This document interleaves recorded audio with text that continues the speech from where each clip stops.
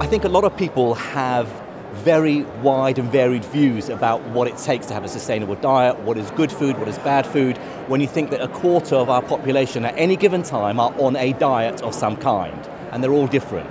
Until we talk about these ideas and until we underpin it by proper scientific evidence, people are going to carry on having whatever views they have and assume that everyone else is wrong and they're right. Until we have this two-way dialogue, I think we're not going to uncover the truth. I think what we've seen in the past is that the scientific community have stepped back from engaging with the public on issues that they deem as sensitive, politically charged, whether it's GM, whether it's climate change, whether it's nuclear power, whether it's MMR, health issues. What the scientific community are realizing now is that, look, we have a moral and ethical responsibility to be as transparent as possible and to discuss, not to bully people into agreeing with us, but actually to show them where there's scientific evidence and where there isn't scientific evidence. People want to know what is behind some of these ideas, but they don't know how to pick and choose. What is underpinned by good science and what is just made up nonsense.